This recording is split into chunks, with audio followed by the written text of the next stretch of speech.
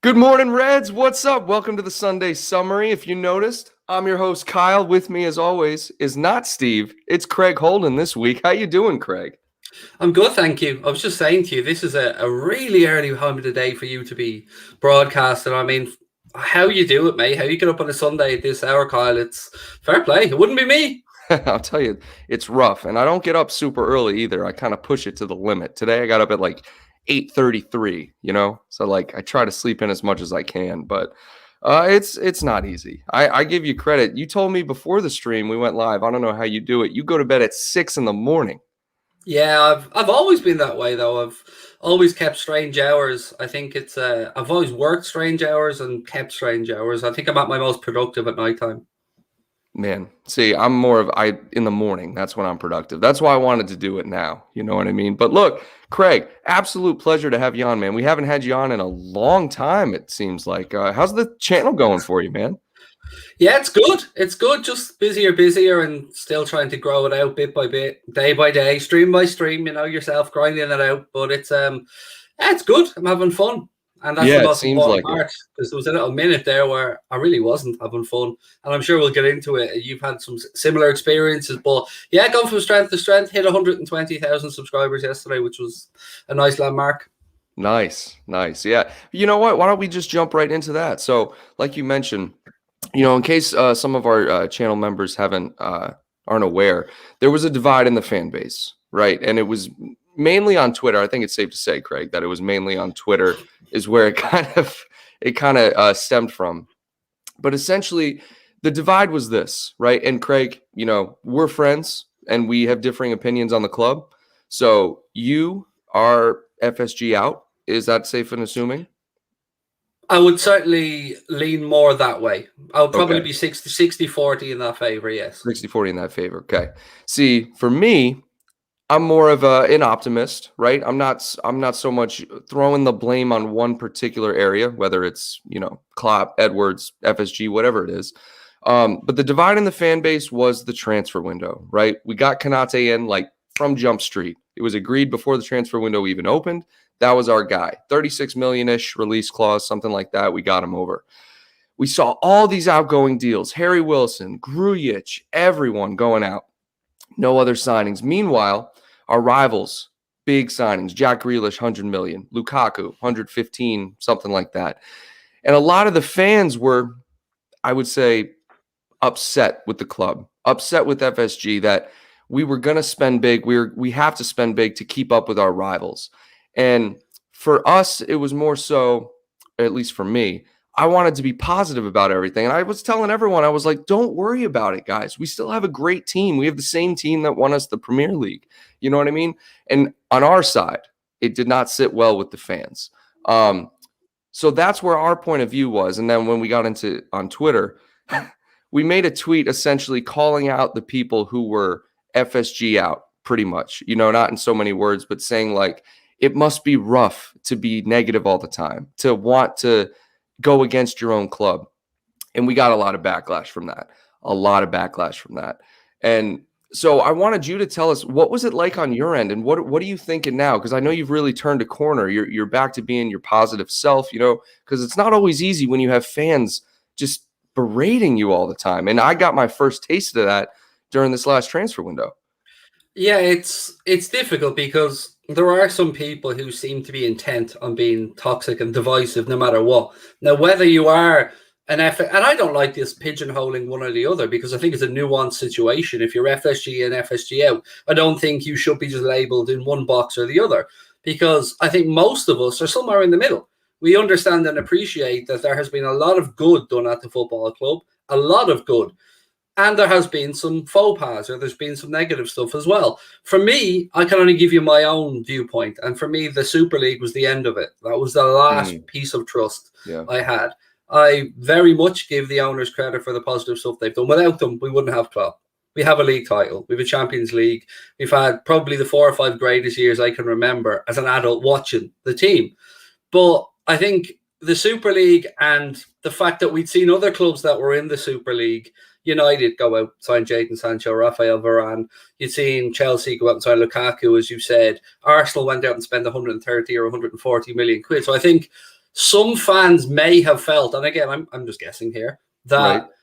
that was somewhat of an apology from their owners to kind of make up for the Super League fiasco and kind of try and win them back on side. Whereas it felt like we were, to a lot of people, I suppose, forgotten about. There was glaring deficiencies in the squad. And for me, Kyle, it comes down to one simple thing. If Jurgen Klopp wanted players and they weren't brought in, that's where I'm unhappy. If Klopp wants the squad to stay as it is, I'm back to manager, always, 100%. But I get the feeling he was biting his tongue a little bit. I do get the feeling he probably wanted one or two more. But at the same time, the season's now started. We are where we are. Let's get behind the team. Like, you know, there is a time and a place for sharing our thoughts about the owners. And it's not as simple as FSG out. Your FSG out, great. Okay, who buys it? Let's say a vulture fund comes in and buys it, or a hedge capital fund comes in and buys the club. They're only going to want one thing, and that's profit. So whatever we think of the owners, and I still said I'm probably leaning more to them wanting them to sell, they are steady owners. They have no debt on the football club. They've taken no money out of the football club. For me, it was just the betrayal of trust over the Super League. I couldn't believe how many senior figures at the club didn't even know about it. And the fact that John W. Henry, the Glazers, the Cronkies, the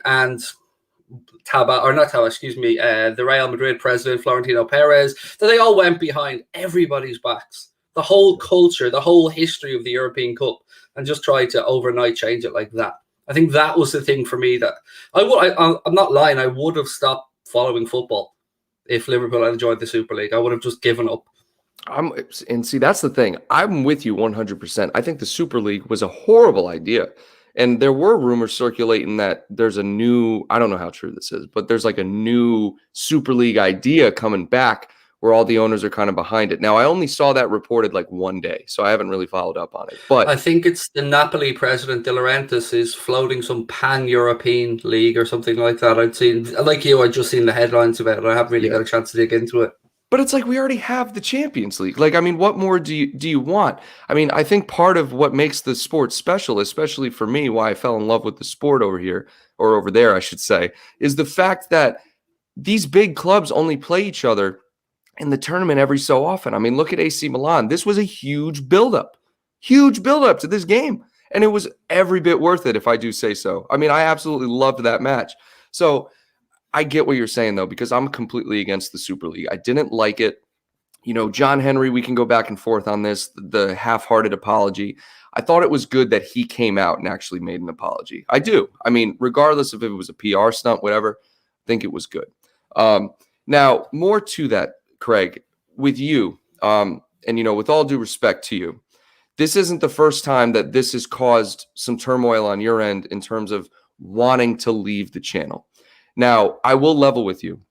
When we received our hate, I felt exactly what you felt. And I told you this. I actually questioned for the first time. I was like, do I really want to do this? Like, is it worth it? If I'm going to get berated for having a differing viewpoint, is it worth it? You know? And I feel like it was horrible. So I want, just for everyone, like you've go on your channel all the time. What is it like? Like, what made you officially like decide again for, I think maybe the second or third time, to just keep pushing forward? What was that driving force for you, Craig? I don't like bullies. Simple as that. You don't want to let the bullies win. Yeah, I don't like anybody telling somebody else how they should or should not support or follow football, or that they should or should not support a football club because of where they live. From my end, the reason I walked away was because of a sincere threat to my family's danger. So much so that we had to increase and put security cameras around our house. And a credible threat, I have to say as well, because, you know, a lot of people on Twitter would have known this, but Connor's father's girlfriend, my other half of the channel, she's in the police force. I've got friends who are detectives. These are credible threats, and I have to take them seriously. And all over football, all over the fact that, look, I can't say why people don't like me. That's for everybody to make up their own mind. But the impression that I get is it's because I'm not from the city. That's the impression. Now, I'm not trying to blame Scousers. Actually, a good bit of the hate I get is from Irish people, believe it or not, and I'll be the first Really? one to admit, yeah, Hmm. absolutely. And I've never Um, met an Irish person that was, at least to me, like you said, disrespectful. So that's surprising to me. It's not surprising when you dig deeper though and find out that it's rival content creators that originally started it, and it's the same. It's the same group of. We all know the group on Twitter. We know the 20 or 30 people with multiple accounts, the Enzos, the Ed Hogans, they've made my life a hell of times, mate. I've been reported to the tax man. I have had letters from the government. They've lied about me constantly, over and over and over again. And at what point do you say to yourself, I'm not going to reply? But if you don't reply, those falsehoods, they just grow and grow and grow. And a story starts off one way and goes all the way across the other way. They're still bringing up 2 years later an incident I had in Orlando, and nobody was there. And the lie has grown over the years to the extent where they're now trying to claim that Liverpool Football Club organized, or we claim that Liverpool Football Club organized us to get press passes for an Orlando City game, which was never the case. And it just takes one person, two people to start spreading falsehoods. And if people don't know you, they go, oh yeah, well, yeah, he's obviously an idiot. Have you seen a clip of his? The 30-second clip? He's embarrassing, he's cringy, he's this or he's that. But what I would say is those moments, whether they be me, Goldbridge, AFTV, yourself, whoever the hell they are, they're us in our craziest moments. They're us in our absolute height of lunacy.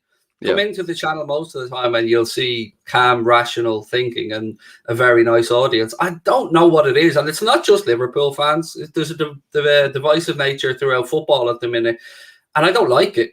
I don't think it solves anything. I think, and this is just my humble opinion, in Liverpool, we have a few issues. So we've always had the ticketing issues. That's always been there. Now, I view both sides of this and I try to be fair. So if you're a local, I can 100% understand that you feel with the club's growth and the financial change in football that it's more an entertainment now than it is, a working man's game or a working woman's game that it used to be. So I understand that they see, okay, well, the stadium's increased, but yet we're still finding it really difficult. They're being priced out of getting tickets. And some people look at the people that come across and pay tout prices or travel agency prices or pay for corporate seats. And I can understand that frustration. I can absolutely understand it. Of course, they want to go to the games.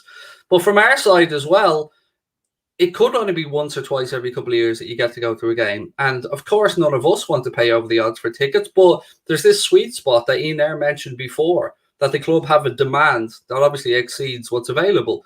That causes people to then take out their frustrations on each other. Now, if you add in all of the other stuff that's happened in recent times with the Super League, the divide over the owners, you only have a recipe there for anger. So what I'd always try to say is, it's so much easier if we talk these things through. Everybody will find middle ground. If we can have a conversation, a lot of stuff lost in translation on Twitter. It's very hard to get nuances across. It's very hard to, get, if you're trying to be sarcastic or you're trying to make something lighthearted, it's very hard to get it across. So I think I've always said, I'm always happy to talk to people, find common ground and try and work a way forward. But of course, then you get berated and you get told, well, look, he thinks he speaks for the whole fan base. He thinks he's trying to do this, that, and the other. There's no winning on Twitter. There is none. So I've just knocked Twitter on the head because it is not being indicative of what I've found on YouTube or on Instagram or anywhere else. It just seems to be Twitter is intent on being divisive in our fan base, unfortunately. Now, there are some lovely people. I'm sure you've experienced those as well. Yeah, but it's the same group. We know who they are. They know who they are. But nothing will be done about it. And I'm sure that you've received some slander about where you come from, and some slander about your knowledge of the game, and all these other things that are you always have a bingo card of phrases that they'll throw back at you. It's silly. It's divisive, and I don't know what they want. I don't know what the end game is. Yeah, and neither do I. Neither do I. We'll never understand either, Craig. Just like they'll never understand where we're coming from, because I guarantee you these people who are berating both you and I, they're not sitting down and watching start to finish our videos. They're not seeing the genuine part of being a fan, right? They're only seeing those, like you said, 30-second clips They're only seeing that craziness, and then they're making their entire viewpoint on that. And it's unfortunate. Here's where I really get annoyed. They say that you or I or anybody, we're making money off the back of the club. We're doing this, they try to view all this as a negative. Now, again, I understand that people might not understand YouTube, because I wouldn't have until I came into the, like 3-4 years ago. I wouldn't have had a clue. Before I started the channel, I wouldn't have known what the YouTube ecosystem is like, how the revenue streams work and all that kind of stuff. And people think you're making money off the back of the club. Well, are we? You don't charge for your content, Kyle, do you? No. I don't charge for my content, Kyle. Never have, never will. But that's bad. But their mates selling knocked off jerseys, selling T-shirts with the players' names on them, all changed, selling all them, that's sound. No problems there, apparently. But Johnny Foreigner, Johnny Irishman, Johnny American makes a podcast or a YouTube channel, bad, making money off back of club. Local lad flogs fake jerseys, sound. Yeah, it's ironic. It's ironic. And I don't know. I guess the argument could be made that because it's a jersey, it's one thing. It's not an opinion. It's just something that they're making. And that's just me, again, being an optimist. But I do appreciate you elaborating on all that, because I know some of our fans curious about it. We had a similar situation. So I think it's good that we get that out there. If you were watching TV and you came across a TV show you didn't like, what are you going to do? You're going to change the channel. You're not going to ring up. You're not going to ring up NBC or Showtime and start shouting down the phone at them and telling them you don't want it. You don't want this. How dare this be on your TV? What drives someone to do that? Like you and I, I have no desire nor time in the day. I don't know if any of you guys have time. I don't have the time in the day to complain about all this stuff. Like, I don't go and find a YouTube channel that I don't like and just on the keyboard, like Tony on our channel, one of our channel legends, keyboard warriors. That's all they are. Why would you want to, though? Why would you want to subject yourself to that mental state, that constant fight or flight, angry state? That's not the way I want to live. No, and it must just be an addiction to some people. Like that, like you said, that fight or flight. They get addicted to that adrenaline rush, that epinephrine rush. That's neither here nor there. Let's chat about something positive. I appreciate all your input on that, because I think everyone wanted a little bit of more clarity on that. I know some of our fans went through it, by the way, Kyle. Yeah. I'm sorry that you guys had to go through, because nobody should. There was even, I'm sure you remember the young lady Esther who wrote the opinion piece on I can't remember which side it was for. She wrote an opinion piece anyway, and she had to go on private immediately. A 19-year-old Cambridge award-winning essay writing student who was probably more intelligent than you and I combined had the cheek to write an opinion piece. How dare she write an opinion piece that somebody didn't like? An opinion piece now. And it was very clearly labeled that. And she had to go on private because the threats came in and the abuse came in. If you don't like it, I'm sure she has absolutely no issues with you making a valid point on what she's written. In fact, I've seen her reply to people and thank them for taking the time to make a structured point. Imagine that's where the world is now, Kyle. We're having to thank people for making a structured point against something we've said. It's almost backwards. It's as if like the platform enables us to have a point of view, and instead of people coming in and complimenting your point of view, for you opening yourself up to criticism, instead, it's all about the criticism. Like, that's all we get. It's unfortunate. But the good news is, like you said, the season started. We're off to an amazing start. And yesterday was just case in point, right? It was a hard-fought battle. Like, honestly, a lot of people, at least in our live stream, were saying, I'm actually nervous for this game. And I don't know how you felt, but I almost felt like I was excited for the game because I hadn't had this feeling that I felt like we were going to win, Craig. And I haven't had that feeling for a game, like going into a game, probably in over a year. Probably like, I think we're going to win. Like, the quality is just there. Van Dijk is back. I think it's because Van Dijk is back. I really do. I mean, you've seen the stats. You've seen him. I think one goal conceded this season. It's unbelievable. So more on that. How about Konate yesterday finally getting his debut? What did you make of Konate? I'm a mixed bag, to be honest with you, Kyle. Some good stuff, some bad stuff. But then again, that's probably what I expected. That's probably what should be expected. He is still relatively young for a centre back, first and foremost. Oh, he's so young. So young. Imagine how he felt yesterday stepping out into a packed Anfield for his first league start. Obviously a little bit nerve-wracking. None of the TV cameras were there, in a new country, in a defence that was a complete makeshift defence from start to finish.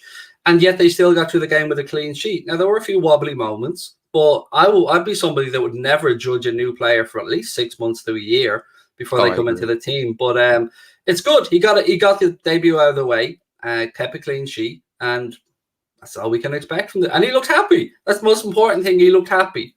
He does look happy, especially after Nabi's goal. He was just, even Mane's goal. I mean, it seems like he's really fitting into this team well.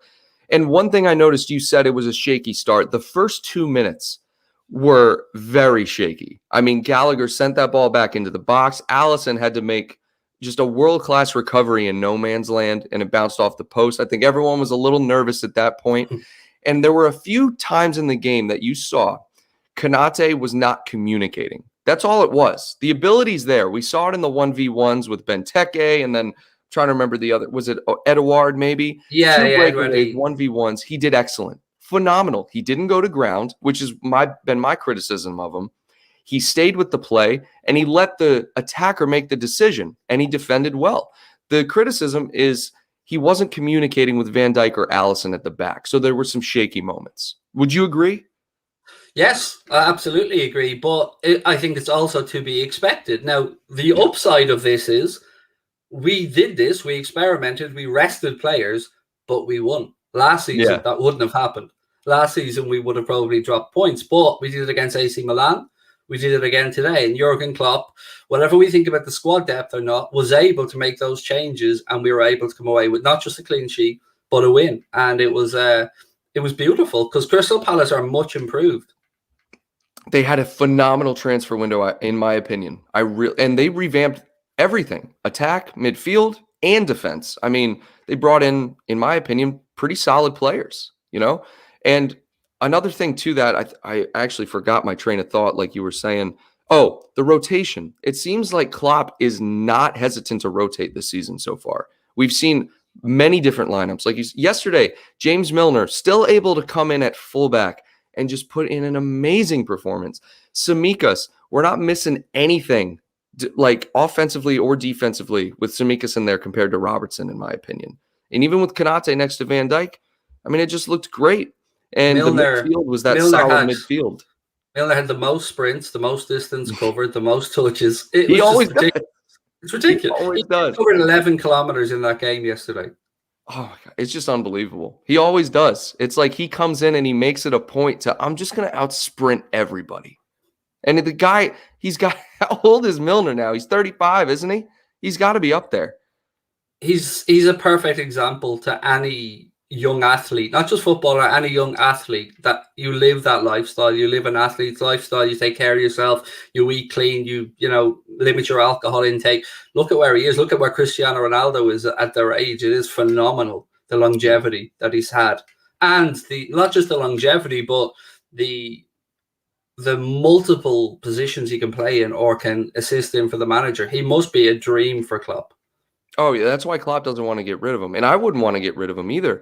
And there's a meme out there. It's the Flex Seal thing where it's like the injury crisis and then Klopp, and he just slaps Milner on there. And that's what he does. Milner can literally play anywhere. And I just want to take a brief intermission. There was a super chat coming in from Liz earlier, congratulating Steven on his wedding. Thank you, Liz, for that super chat. We appreciate it.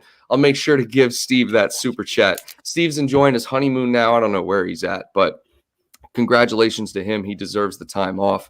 And let's go over to the chat real quick. Let's see what some people are saying. A lot of people saying hello, Craig. A lot of new faces in here. If you're new and you haven't already, make sure you subscribe to the channel.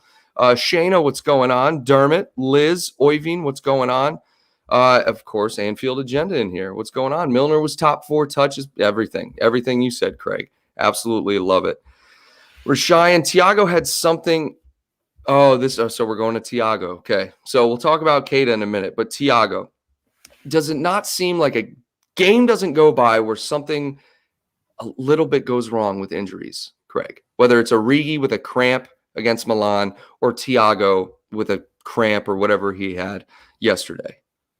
Yeah, I think Thiago to me looked like an impact injury. I'm hoping that it's nothing too serious. Yeah, but this is modern football. When clubs are asked to play 3 games in 6 days, this is what's going to happen, or 3 games in 7 days and then after an international break, before another international break. These guys, they finally got a rest this summer, by the way, some of them for the first time in 2 years. So, yeah, it does seem like we are picking up a lot of knocks and niggles, but thankfully they're not of the serious nature that they were last season. So, for instance, Firmino, he should hopefully be back after the international break. Thiago, we don't know, but you're looking at a midfield situation where we're trying to say, well, do we need a midfielder in the summer? Like, we knew we needed an attacker. There was a conversation around, do we need to replace Gini? And I think we were all fully sold on Harvey. Within 2 games, we were all thinking, okay, I can see what the manager sees. Harvey Elliott's amazing. Yeah. But yeah, to me, it's when those senior pros pick up the knocks that's worrying. So let's say Thiago has one. We're almost certain that we'll see Naby or Alex Oxlade-Chamberlain pick one up soon enough. Hendo's getting on in age as well. But, we do have enough in there with Curtis Jones as an example. I thought he was brilliant when he came on yesterday. And we all know, you want to get onto Naby, and we all know if Naby can stay fit, we know how good he is. The only problem has always been that he can't string a run of games together. The ability's there. Yeah.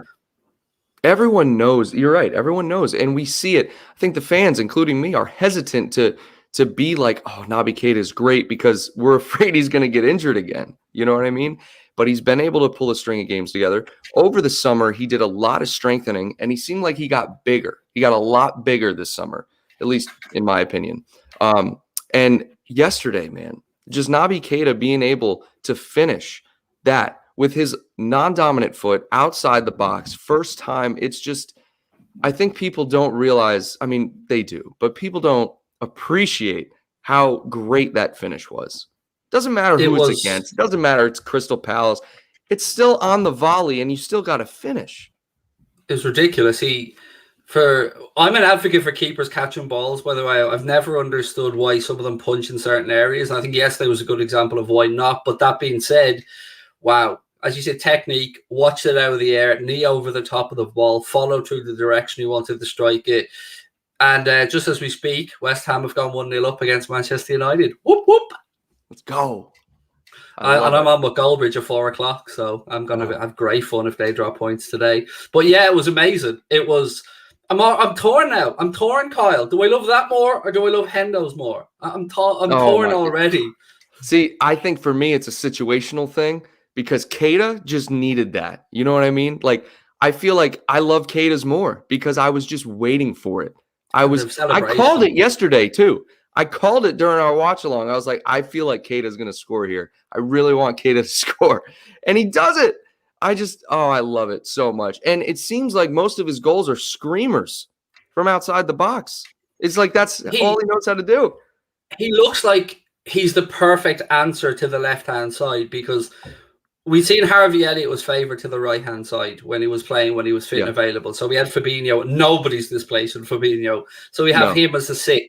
And it was Harvey that was on the right, which was forcing Hendo on the left, which is not a side of the pitch that really suits Jordan Henderson's attribute. So when we seen Harvey pick up that unfortunate injury and Jordan Henderson tucked into the right-hand side, where he's better at crossing, he's better picking out passing, he's better at dropping in to protect. Keita's more naturally got a relationship with Sadio Mane on that left-hand side. Now, it looks like we're very lucky, because it seems we could just drop Costa Simicas in there or Robbo, and either one will do a similar job and have a similar way of going about the game. So it looked more balanced with me having Naby on the left-hand side. No, I agree 100%. And Hendo likes to cover that right back spot too. And I don't know if you've noticed this, but we're rotating that right back and right midfield spot a lot more. We've seen it with Trent. Trent is in the midfield more often than not. And even Harvey Elliott was like covering that right back spot, which I like to see. I like to see that that versatility in Harvey Elliott for a player that's so young. I mean, we're really going to miss him with his time being out. Can I just say what a role model he is, though? It's for the way he went off, the way he clapped the Leeds fans, the way he gave updates on social media. He gave his shirt and boots to a young guy who broke his arm. in the Yep. cubicle next to him. He is just. I He's a love him fan. already. He's a Yeah, he fan. is. Yes. He is a fan that I don't know. I've serious man crush on the dude. Like for just a lovable sense, I've taken to him massively. He's bought into the lifestyle. I mean, he did right away from when he turned down Real Madrid's approach, and he turned down a tour of the Bernabeu by Sergio Ramos because of what Ramos did to Salah. He's just a wonderful talent. He's so exciting, and I think he's going to be an inspiration to lots of young boys and girls out there who are lacing up a pair of boots for the first time. Exactly. And I think it's the first, when Klopp when Klopp had the idea for the new training ground, the whole idea behind it was for these young guys to see a path to the first team. And I think for seeing these young guys come through, whether it's Trent, Nico, Curtis, Harvey, especially, it just, like you said, it's going to motivate the next generation of players to, if they love the club, even if they don't love the club, even if they're just there because, that's where they ended up in their academy days, they're going to want to come through and give everything for the club. You hit the nail on the head. He's a role model, man. And I just love watching him play. There's something about watching a young player play in a man's sport that really you're just like, wow, this is amazing. What gets me the most is what you're talking about there. I like to call the petulance of youth. He plays no respect, don't care. I'm here. You might be established, live and learn. But what gets me is this is a perfect example. If you look at the players that are coming through now in England, so you've got Harvey Elliott, you've got Foden, Mount. They're all small technical players, and they wouldn't have been produced by the English system 15, 20 years ago. They would have been looked down upon. It was always the faster, stronger, taller guys that were being brought through. But I think the likes of David Villa and stuff like that have changed it around. Ronaldo's just equalised, by the way, 1-1. Oh, of course he has. God. Tap in again. I was just about to ask. I feel like it's just tap ins. It was. The keeper spilled the shot and he followed it in and tapped it in. Is it Fabianski? Who's in keeper or who's goal for them? Yes, it is Fabianski. I'm just looking at a replay now. Man, I'm excited for the Tottenham-Chelsea match. That's what I'm waiting for that. That's going to be good. Now, to be fair, he followed in his own strike. Give him credit. He'd followed in his own strike. Okay. So at least he's there. At least he's following through with the play. Now, with the likes of Harvey Elliott, coming through the squad, we talked about the transfer window a little bit. What's your take on the new contracts? Because I think that is a massive investment in the club, and I think fans sometimes forget that. I mean, when you extend a contract, especially if you give new wages, you're increasing the pay of a player, right? Sometimes you're doubling the pay. So, for example, say a player's getting $2 million a year. It jumps to $4 million. I mean, it's still an investment, and that's over 5 years. Do you think that fans forget that sometimes, or do you think it's just my mindset? Do you think I'm isolated to thinking like it's an investment? I'm being too optimistic, in other words. There's downsides and upsides for the football club in extending a contract. So the amortization of the player's value then gets spread back across the new length of their contract. So let's say they had 2 years left, they're valued, or we owed X amount, that now gets spread over a longer time. So there's some benefit to the club from an accounting practice. But you're right. I mean, the big difference between Liverpool now and Liverpool 6 years ago is Barcelona, Real Madrid, Bayern Munich, they come knocking. No is the answer. Yep. We're tying our players down. Now, I suppose Mohamed Salah is obviously going to be the most tricky to negotiate because he is the superstar and he knows what he can get comparably. But there were some difficult calls to be made around Gini, and I could understand the hesitation around Jordan Henderson's contract extension. I said this at the time. We all want him to be here, but when you've got a 31-year-old or a 30-year-old that has 2 years left, I think he's 31, had 2 years left, was going to be taking him through to 33, you can understand the club saying, okay, well, we've got to be careful here. But they decided that Hendo was worth the extension, and they obviously decided that Gini wasn't worth it. And I think that calculation is going to be one that's going to be done a few times over the coming months and years, because we've got players that are pushing 30, 31, 32. And the system at the club is to try and bring through younger players. So I think we'll see more refreshing. But on the contract situation, look, I'm delighted we've tied them all down. Some of the players we've tied down are still really young. Robbo, Trent, very young. Alisson, for a goalkeeper, probably has 8 or 9 years left in him. We've got Van Dijk probably down now for the rest of his career. Harvey Elliott tied down now. I'm delighted with the contract extensions, and I knew going into the summer that was going to be the case, that they were going to be prioritized, and rightly so. And we did some good business moving people on as well. Oh I think yeah, yeah. that goes, like, Grujic has been moved on, Wilson's been moved on, Grabara has been moved on, Lee Miller's been moved on, and that's before we get into the likes of Gini Wijnaldum and those wages that are freed up off the book. Now, we didn't probably envision Jurgen Klopp making Harvey Elliott a midfielder. I think that's where No, a lot of the confusion was amongst fans. We're thinking, like, we automatically assume he's going to be vying for one of the front three positions, probably Salah side. But then Klopp obviously seen that there's a possible playmaker role in there for him. And I don't know about you, Kyle, but in the brief glimpses we've seen of him, my God, has he struck up a good relationship down that right-hand side oh my, with Salah. it's the link up play between whoever's Salah and whoever's at right back, him and Trent. It's just the triangles. I mean, even yesterday without Harvey, I mean, our link up play on that side is exceptional. It's exceptional. I mean, it creates so many chances over there. I'd argue way more than currently on Mane's side of the pitch. Now, we don't have to get into that. You know, obviously Mane, we know he's struggling, but I just think that this side, man, it's just, we have such a special unit, such a special system right now that Harvey Elliott, naturally, who may be a winger, can spot in, can fill in the midfield and just be incredible. I mean, another great example is Ox. I mean, Ox, he's pretty much a utility player now. I mean, he's been subbed on as a forward. He was like a right wing back coming into the club. Klopp made him a midfielder. It's just amazing what Klopp is able to do. I feel like all the credit should go to Klopp. And I feel like everyone knows that. I mean, when Klopp leaves, I don't want to think about this right now, but I'm just going on a rant. When Klopp leaves, we're going to miss this guy, man. I think he is just, he's amazing. I love the guy. Yeah, it's great knowing that no matter what any other fan base says, they can't slag off our manager. I love that about him. Like, they can't. We all know that they'd have him in a heartbeat. Any of the clubs, United, whoever they're talking about, they'd all have Klopp in a heartbeat.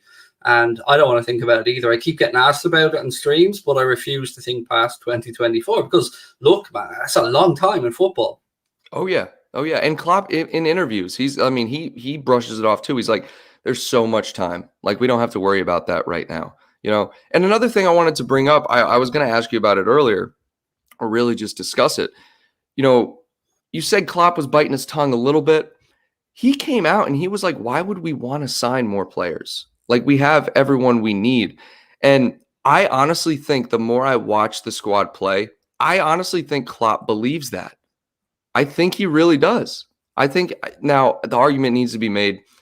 The attackers, we could definitely use another attacker. I think everyone knows that. But as far as everything else goes, with Nat Phillips extending his contract, Konate coming in, we have the depth in midfield and defense now, in my opinion. I'm a little bit concerned about the right-hand side, a small bit, but I know that Conor Bradley's coming through the system, and I know Caoimhe O'Neill wrote a really good piece in The Athletic around Conor Bradley and his development from Northern Ireland right the way through. And watching the kid, I can understand why Klopp trusts him now. Nico obviously had an injury from internationals, which kept him out. But yeah, I agree. Look at our centre-back depth now. 5 absolutely top-notch centre-backs there. Amazing. Left-back is covered almost 3 times if you include Milner as an option, which he is. Yeah. And Costas, how great is it to finally see him not just get his chance, but to be able to be fit and enjoy his football, because he does look like he's really enjoying himself. Oh, yeah. Especially at the beginning of the game yesterday. He was doing what he did, I think it was against Norwich, where he's getting just manhandled and he's not giving up on the play. He's not going down with the foul. He just wants to stick with the play. That's what you want to see, especially from a player who's coming in and trying to measure up to the likes of Robertson, who's just an absolute machine. That's what you want to see. Now, yesterday, I wanted to get into this a little bit. Reece Williams, there was some racism allegations at Swansea City. Apparently, he was actually a Swansea City fan. Can't remember off the top of my head who they were playing, but the club came out and made a statement. Why is this still a thing in football? And is this the reason why some players are still standing when they take the knee? Are they standing because, like, they know that it's still happening? I honestly can't tell you why it's a thing. For the life of me, Kyle, I don't get it. I don't understand it. These are guys who give us moments of joy, moments of unadulterated bliss, who, yes, they earn a very good living and stuff, but why? I judge people by the strength of their character and the way that they are as people. And I think most rational people do. Some of it is down to education, of course. You know, Sure.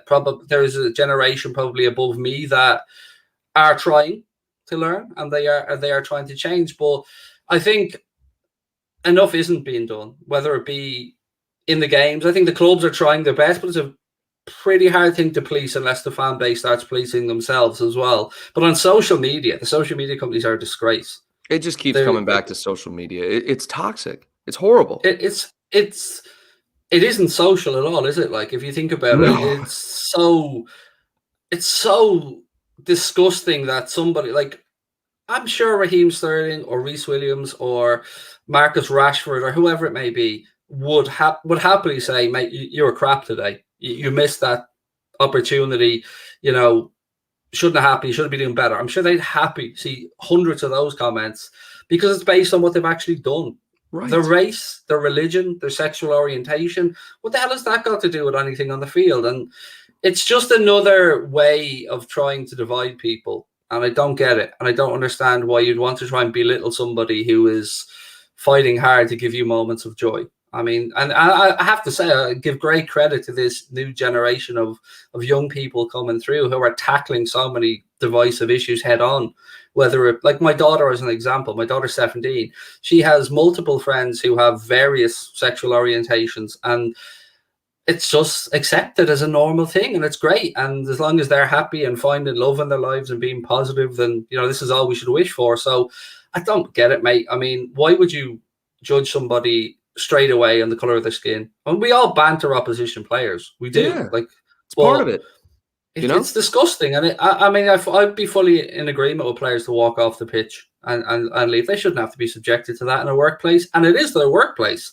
It's Yeah, one thing and we have that's to actually a remember. very good point. Very good point. It is their workplace. It's hard for them, it's hard to control the fans, obviously, because, it's not like they're employed by the club, but that shouldn't be an excuse by any means.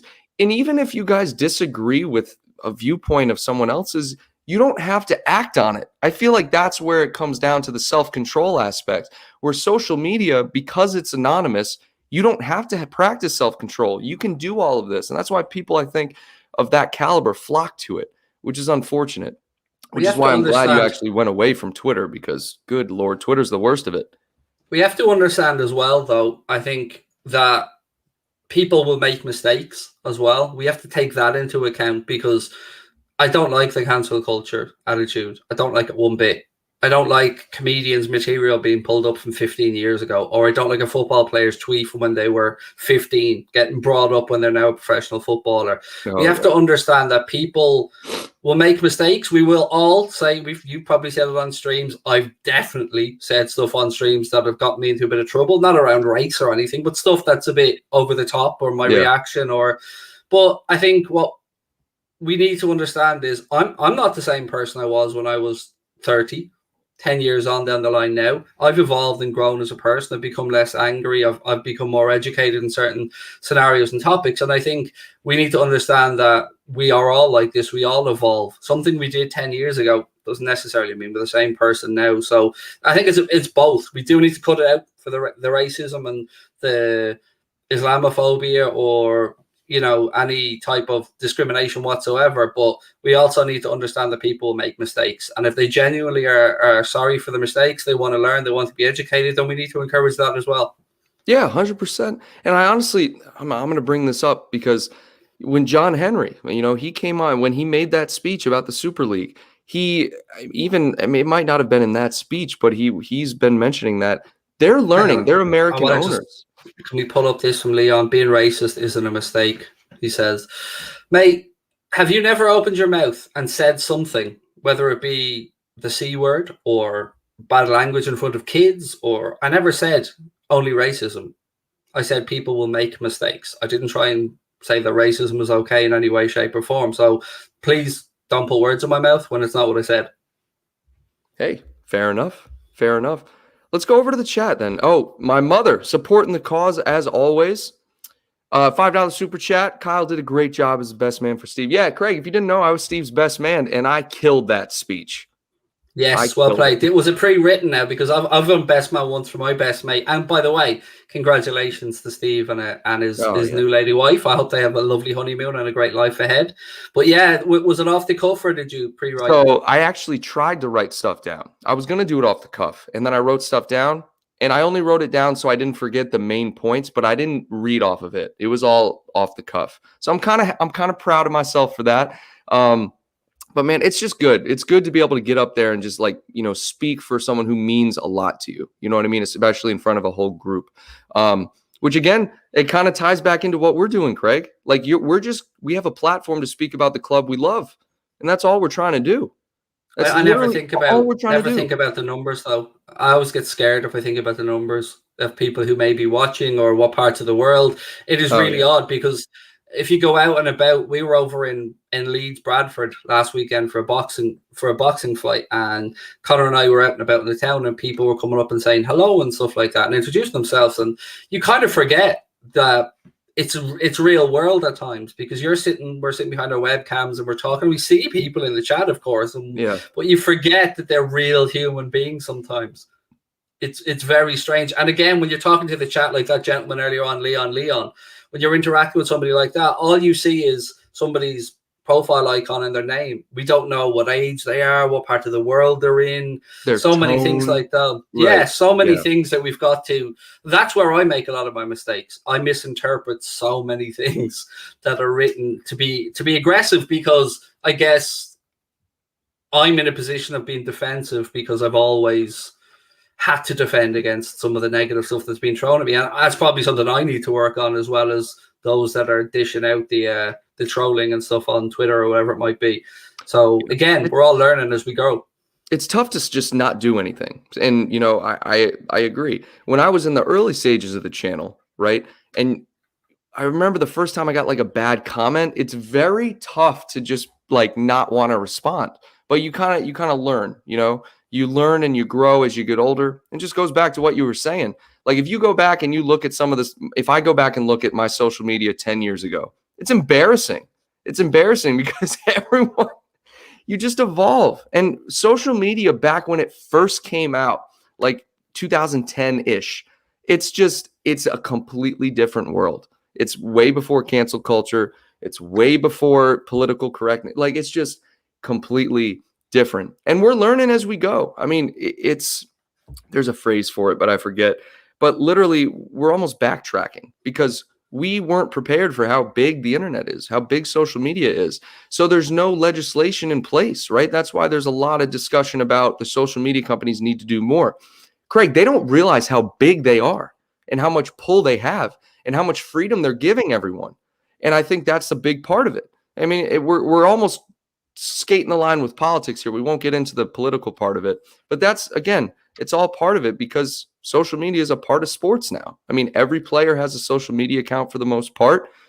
It's just how it is. It's how it is. It's changed so much. It's even changed how journalists have to work now because the days of checking two sources and, getting the stuff ready at 11 p.m. for tomorrow's papers, them days are gone.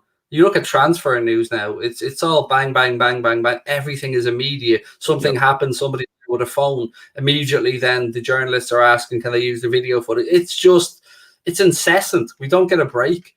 It's 24/7. And what I found from stopping Twitter is I actually have time to take a breath, to look outside and to realize that the real world is completely different. People aren't outside my door with burning torches and their kids are out playing and the sun's shining and people are driving the cars and going around doing their family life. And yeah, it's if you get caught in that little ecosystem, it's very easy to get trapped in one little echo chamber of misery or of anything, just to receive one viewpoint constantly that just reaffirms your own views.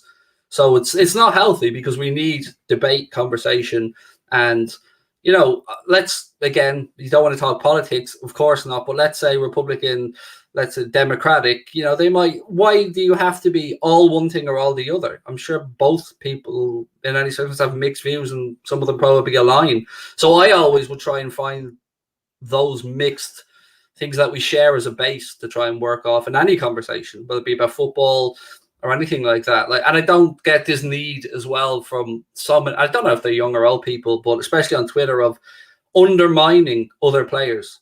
Oh, this player is better than this player. What? I don't care. Yeah, It's always no been a scientific thing. proof. It's always been a thing. It's like that with every fan base. I mean, even when Lovren was here, I feel like Lovren was the worst of it.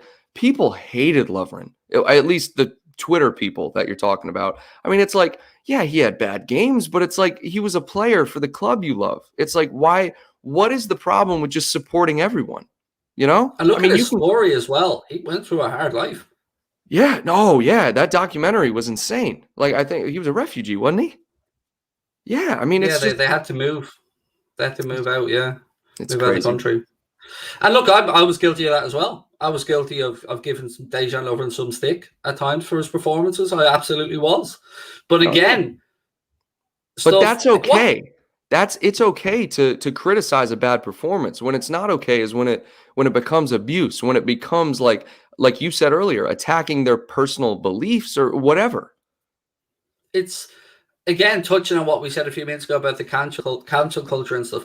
What would drive you to look back through somebody's tweets for 10 years, say, or 7 years or 6 years, to scroll till you find that one thing? So those type of people, there is no point in trying to have a conversation with some of them. There's just no point, because if they're setting out with a mindset of, I don't like you, I am going to bring you down, there's no change in them. I'm always happy to have a conversation with somebody who's willing to hear a point of view that might be different to theirs. And I'm certainly willing to hear one that's different to mine, because I know one of the things I love about YouTube and our channel is, and I'm sure your chat's the same, is I learn so much. I learn so much from our chat, and I get so many different viewpoints and opinions. You know, some of them pro the owner, some of them against the owner, some of them pro Klopp's substitution, some of them against, whatever it might be. But I get a much wider viewpoint, and it makes me think, and it makes me challenge my own views. 100%, and I agree with that too. I thought I knew it all coming in as like a fan. I was like, I can start a YouTube channel. I know I love the club enough. I know enough about it. I'm learning something new every day, and you have to educate yourself, especially because there's always going to be someone said it in the chat here. And I do want to spend the last few minutes here going over to the chat and see what people are saying, but people will always have a differing viewpoint, regardless of what it is. Like you said, Klopp substitutions, or the way the pitch was set up that day, or there's always something to criticize, and someone will always find a way to criticize it. Tony Madden saying exactly that. People will always find a reason to hate. Different opinion, different color, different country. We're all different, which is something to be celebrated. It's what makes life interesting. 100%, Tony. You're spot on. Absolutely. Yep. Absolutely Fully agree. spot on. And here's your boy from earlier, Leon, or girl, whatever. It's 2021. I find it funny that the exact same fans who cheer on in the England players and sing their name, but when one black player who they was cheering makes a mistake, racial abuse him. I mean, I don't have any input on that, just because I just don't agree with it. I don't even want to get involved in it, because it's just so far away from my way of thinking. You know what I mean? Like, I don't know.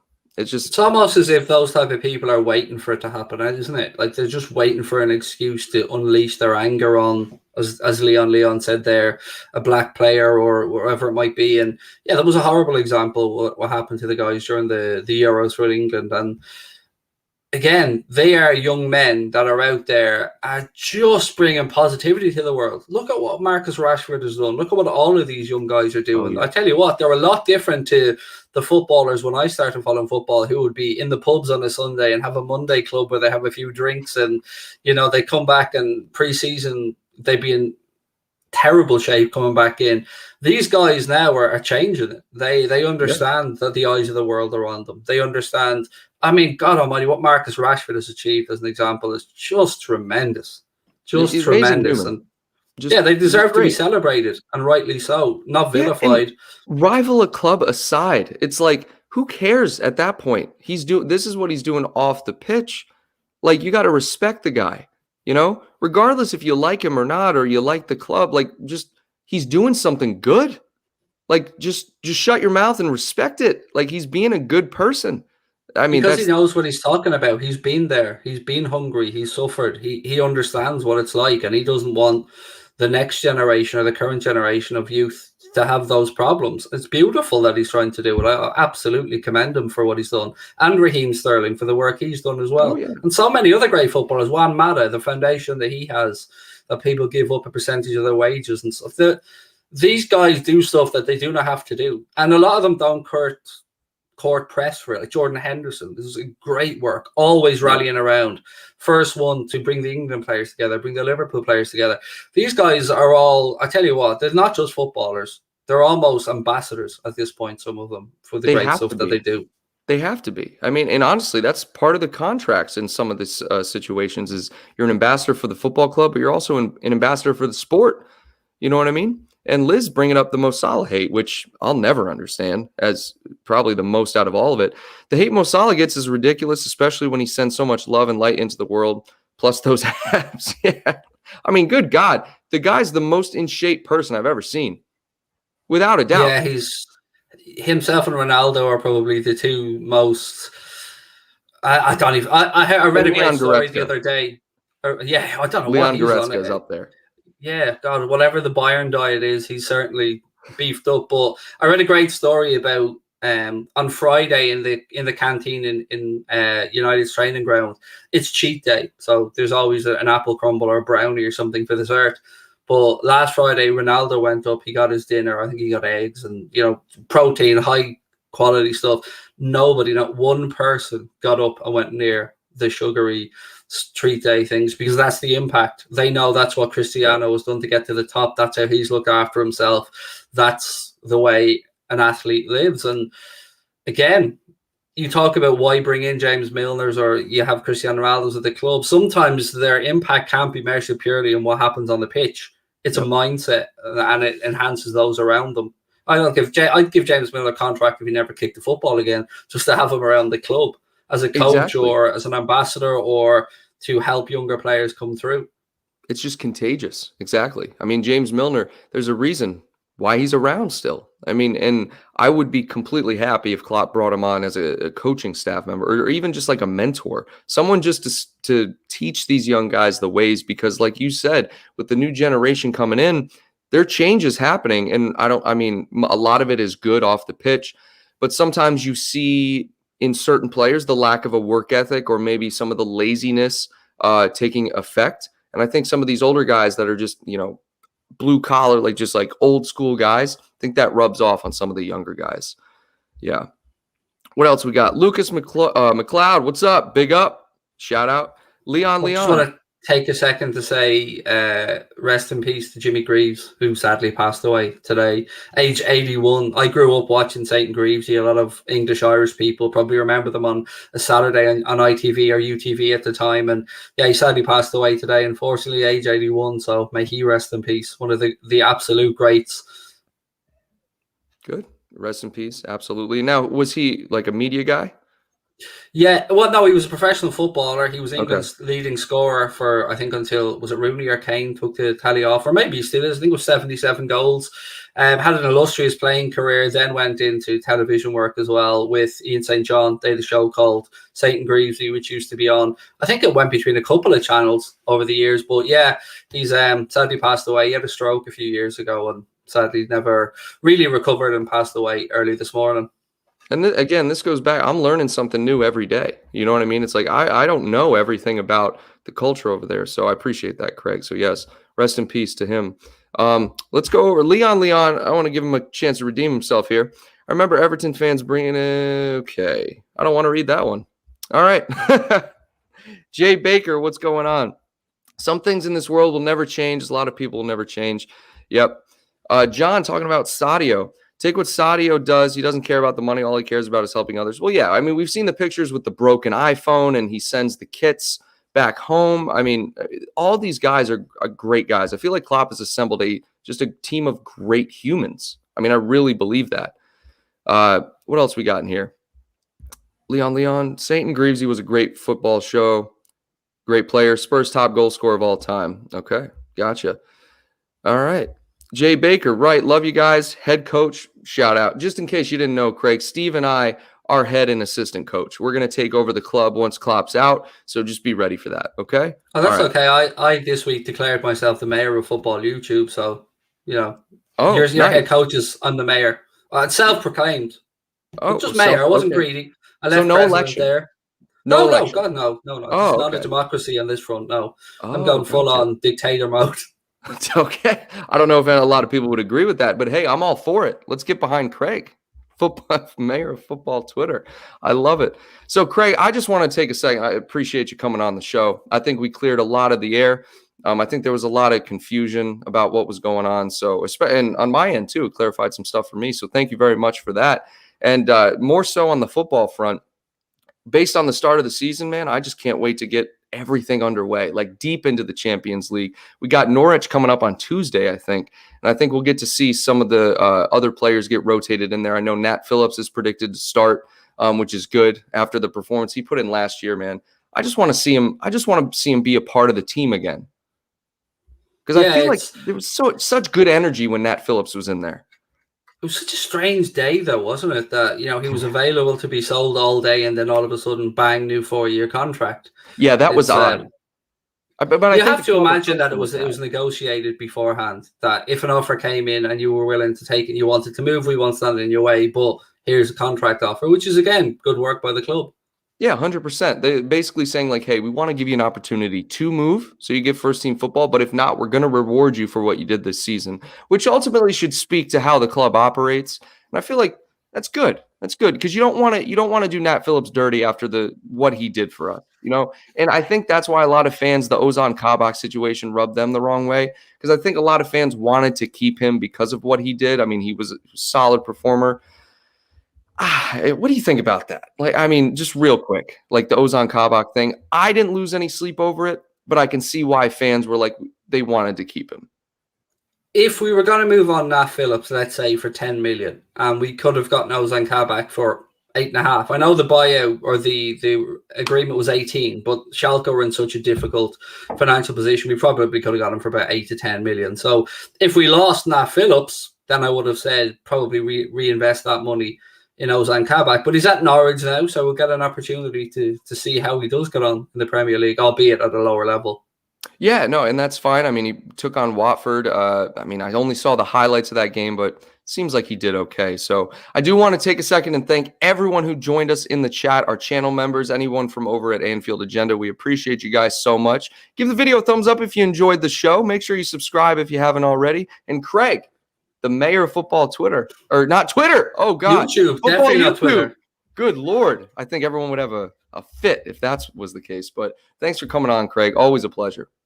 Oh, it's been too long. We need to do it again sooner, man. It's been too long. It's it's been a crazy last 6 months, and I hope you guys continue to grow. I hope the Liverpool fan content ecosystem continues to grow because there is a lot of great content creators out there doing their thing, and they need to be encouraged, not discouraged from having a go. Because I was terrible when I started, and I mean terrible.